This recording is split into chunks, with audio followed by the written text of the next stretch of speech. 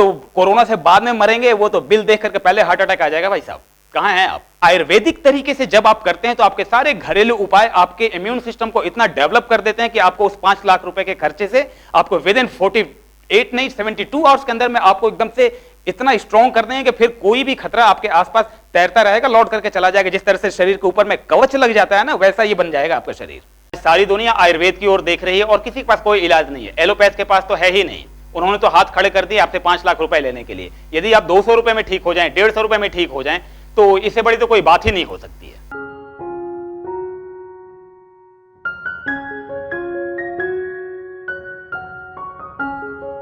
सारे व्यूअर्स को नमस्कार। सबसे पहले मैं आयुर्वेदिक डॉक्टर हूं और जिस प्रकार से अभी वैश्विक महामारी कोविड-19 चल रही है और सारी की सारी दुनिया परेशान है और अपने अपने घरों में बंद हुई बैठी है। मजबूरी में भले ही घर से बाहर निकल जाएं, वो अलग बात है, लेकिन आप अपनी जान को जोखिम में लेकर के बाहर आते हैं और उसके बाद फिर अंतिम तरीका यही होता है कि किसी महंगे हॉस्पिटल में जाएं और वहां पे पहले से आपकी लिस्ट लगी होती है कि 5 लाख रुपए जमा कीजिए, तब जाकर के आपका इलाज होगा। जिंदा रहेंगे कि नहीं रहेंगे इसकी कोई गारंटी नहीं है। दूसरी चीज, आयुर्वेद में इसके लिए बहुत शानदार उपाय बताए गए हैं जिसके बारे में बताया जाता है कि सबसे पहले तो ये जान लीजिए, मैं आयुर्वेदिक डॉक्टर हूं और मैं उसी तरीके से बात करता हूं, उसी तरीके से सोचता हूं। आयुर्वेद मेरे खून में है। आयुर्वेद ये कभी नहीं कहता कि आप बीमार पड़िए। स्वस्थ से स्वास्थ्य रक्षण मातुरथ्य विकार प्रशमनम, जो स्वस्थ हैं उनके भी स्वास्थ्य की रक्षा करने की बात होती है। आयुर्वेद ये कभी नहीं कहता बीमार पड़िए। इसलिए मैं आज आपके सामने यहाँ पे आया हुआ हूँ और आपको गाइड करना भी हमारा फर्ज बनता है, कर्तव्य बनता है। आज सारी दुनिया आयुर्वेद की ओर देख रही है और किसी के पास कोई इलाज नहीं है। एलोपैथ के पास तो है ही नहीं। उन्होंने तो हाथ खड़े कर दिए आपसे 5 लाख रुपए लेने के लिए। यदि आप 200 रुपए में ठीक हो जाएं, 150 रुपए में ठीक हो जाएं, तो इससे बड़ी तो कोई बात ही नहीं हो सकती है। मैं इसलिए आपके सामने आज बातें करने के लिए उपस्थित हुआ हूं। बचाव करने का तरीका एक ही है। सबसे पहले तो आप सोशल डिस्टेंसिंग रखें, साफ सफाई हाइजीन का ध्यान रखें, मास्क लगाना और हाथ धो करके रखना। ये सब चीजें मुझे अलग से बताने की जरूरत नहीं है, मेरे से ज्यादा आप लोग जानते हैं। मैं जो बता सकता हूं उसके लिए मैं उस लेवल पे आ रहा हूं। आप अपने बॉडी को अंदर से स्ट्रॉन्ग कीजिए। अभी तक तो आप बाहर से कर रहे थे, मास्क लगाना, सोशल डिस्टेंसिंग करना, हाथ धोना, ग्लव्स लगाना, ये अभी तक आप कर रहे थे। मैं जो बता रहा हूं आपको अंदर से ठीक करने की बात बता रहा हूं, यानी कि सेल लेवल से, यानी कि आपकी नींव मजबूत होगी तो बाहर का कोई भी झटका, आंधी तूफान कुछ नहीं करने वाला। ये सच्चाई है और ये लिख लीजिए और ये मान लीजिए। आपके बॉडी के अंदर का इम्यून सिस्टम सेल लेवल पे वहां से मजबूत हो जहां पे बाहरी कोई भी आघात आपका शरीर बर्दाश्त कर सके, क्योंकि आपको कोरोना के साथ अब जीना है। कोरोना अभी फिलहाल अगले 2-4-5 साल तक कहीं नहीं जाने वाला, लेकिन आप यहीं पे रहेंगे। इसके साथ कैसे रहना है और आपका शरीर अंदर से कैसे मजबूत हो, इसके लिए तैयार करना अपने आप को जरूरी है। आप अपने लिए भी, अपने परिवार के लिए, अपने समाज और अपने देश के लिए भी उसी लेवल पे अपने आप को तैयार करना है, तभी आप कोरोना की लड़ाई जीत पाएंगे। मैं बात 5 लाख की नहीं, मैं 200 रुपए की बात कर रहा हूं, इसकी तैयारी कर रहा हूं मैं। कुछ एक चीजें पहले, सबसे पहले आप शुरू कीजिए। मॉर्निंग में, सुबह में आधे घंटे का व्यायाम करने के लिए टाइम निकालिए। बॉडी के साथ थोड़ा सा एक्सरसाइज कीजिए। शरीर के अंदर एक्सरसाइज करने से बॉडी के अंदर में ऑक्सीजन का इंटेक बढ़ता है। ऑक्सीजन को आयुर्वेद और संस्कृत की भाषा में प्राण वायु कहते हैं, यानी कि जिंदा रहने की शक्ति, वो वायु जो आपको प्राण देती है उसको प्राण वायु कहते हैं। आप प्राण वायु को, यानी कि यहां पे एक्सरसाइज करने से आपके अंदर में, बॉडी के अंदर में जब ऑक्सीजन की मात्रा बढ़ेगी तो आपके सेल लेवल तक उसकी कार्य क्षमता बढ़ेगी, यानी कि आप एक ही टाइम में उस समय अपने सेल्स को आप एनर्जाइज कर रहे होते हैं। दूसरी चीज ये है कि जितना ज्यादा ऑक्सीजन जाता है बॉडी के अंदर में, उतना ही ठीक उसी समय जितना आप सांस लेते हैं उतना कार्बन डाइऑक्साइड भी छोड़ते हैं ना। ऑक्सीजन O2 आपने लिया तो CO2 आप छोड़ते हैं, यानी कि आपने पॉजिटिव एनर्जी अंदर डाली और नेगेटिव अंदर से आपने मैक्सिमम बाहर निकाला।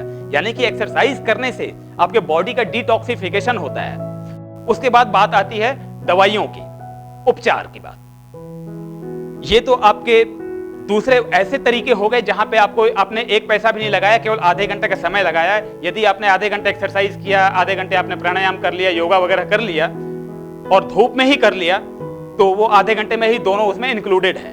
ठीक है, अच्छा, उसके बाद फिर बात आती है उपचार की।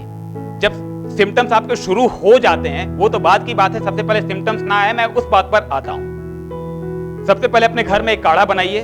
सरकार ने आपको कई सारी चीजें बता रखी हैं, आयुष मंत्रालय की तरफ से भी बताया गया है कि 4 चीजों का काढ़ा आप बनाइए। मैं उससे थोड़ा सा और उसको इंप्रूव करके अपने अनुभव के हिसाब से एक्चुअली मैं आयुर्वेदिक प्रैक्टिशनर हूं और 20-25 सालों से मैं प्रैक्टिस कर रहा हूं और सरकार से भी और भारत सरकार से भी मुझे कई तरह के राष्ट्रीय स्तर के पुरस्कार मिले हुए हैं और आकाशवाणी विविध भारती पर भी कई बार मेरे इंटरव्यूज आए हुए हैं। आपको सुनने का मौका नहीं मिला होगा, वो अलग बात है। मैं बता करके आप में भरोसा जगाना चाहता हूं कि मैं जो चीजें बता रहा हूं उस पर आप फॉलो कर सकते हैं, ठीक है। हाँ, जो काढ़े का मैं बताने जा रहा हूं आप नोट कीजिए एक एक करके। दालचीनी लीजिए, मुलेठी लीजिए, लौंग लीजिए, काली मिर्च लीजिए, उसमें सौंठ भी डालिए, उसमें हल्दी भी डालिए, इन सबको बराबर बराबर लीजिए। यदि आप ये सारी की सारी चीजें आपके किचन में है, शायद मुलेठी आपको खरीदना पड़े तो वो आपको आयुर्वेदिक दवाइयों की दुकान पे या पंसारी की दुकान पे मिल जाएगा, आप ला सकते हैं। ये सारी चीजें आपके किचन में है और ग्राइंडर में डाल करके पीस लीजिए। पीस करके उसके बाद आपने क्या करना है कि वो पाउडर बना करके एक डब्बे में रख लीजिए। वो आपकी दवाई तैयार हो गई, वो आपके काढ़े का फार्मूला तैयार हो गया। वही दवाइयां आपके दुकानों पे और मार्केट में अलग अलग ब्रांड के नाम से उस तरह से 2-4-5 दवाइयां जड़ी बूटियां इधर उधर कर करके मार्केट में आज लोग वहां पे 250 और 300 के, आज ही मैंने देखा है कि 245 रुपए के एक खास ब्रांड की दवाई बिक रही है। नाम लेना उचित नहीं समझता हूं, ये हमारा मंच दूसरा है। खैर, ये आपका 40 से 50 रुपए के अंदर में ये आपके घर पे बन गया, ठीक है।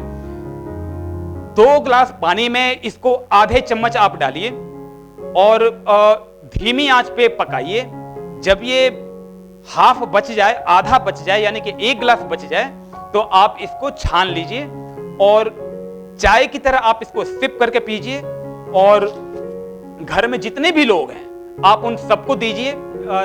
6 महीने साल भर का यदि बच्चा है तो इस काढ़े का आधे चम्मच दिन में 2 बार दे सकते हैं। इसमें पानी थोड़ा सा मिला सकते हैं। अच्छा हाँ, इस काढ़े को जब आप बना रहे हैं, यदि कोई डायबिटिक पेशेंट हो और जिनको ये यूज करना है तो इसमें ये नमक डाल करके आप यूज कर सकते हैं अपने टेस्ट के हिसाब से। बहुत टेस्टी बनता है, भरोसा रखिए। और बाकी यदि आप डायबिटिक नहीं है तो आप इसमें चीनी डाल सकते हैं या मिश्री डाल सकते हैं, ठीक है। और उसके बाद फिर छान करके ऊपर से नींबू जरूर निचोड़ दीजिए। नींबू डालेंगे तो टेस्ट तो बढ़ेगा। आप विटामिन सी की मात्रा आप शरीर के अंदर ले जाते हैं, जिससे आपकी इम्यूनिटी का लेवल जो है वो और स्ट्रॉन्ग होता है। और यदि बाय द वे किसी को हो गया है तो आप चिंता मत कीजिए, दिन में 3 बार इस काढ़े को जरूर पीजिए। नमक ज्यादा फायदा करेगा, ये ध्यान रखिए। नमक जो होता है वो कफ को निकालने वाला होता है, कफ निसारक होता है। मैं आपको जो तरीके बता रहा हूँ 48 से 72 घंटे के अंदर में मैं ये नहीं दावा कर रहा हूँ कि आप पॉजिटिव से नेगेटिव हो जाएंगे, लेकिन ये पक्का बता रहा हूँ कि सिम्टम्स आपके सबसे सारे के सारे सबसाइड्स हो जाएंगे। और मैक्सिमम 5 डेज, 5 दिन के बाद आपके पास कोई सिम्टम नहीं रहेगा। आप शुरुआत तो कीजिए, आयुर्वेद अमृत है।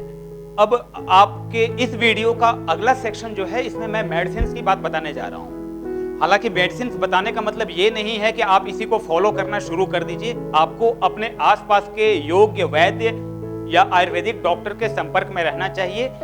हाँ, दवाइयां जो भी मैं बता रहा हूं ये सारी की सारी सेफ हैं। इनमें से कोई भी दवाई नुकसान करने वाली नहीं है, क्योंकि ये किसी की छाल है, किसी के पत्ते हैं, किसी का फूल है, किसी के मूल हैं, और इसके अलावा और कुछ भी नहीं है। सबसे पहले महासुदर्शन घनवटी, उम्र के हिसाब से, वजन के हिसाब से और प्रॉब्लम की जो इंटेंसिटी है उसके अकॉर्डिंग डिसीजन किया जाता है कि आपको दवाइयों की डोज कितनी लेनी है। आमतौर पर 2-2 गोलियां सुबह शाम काफी है महासुदर्शन घनवटी की।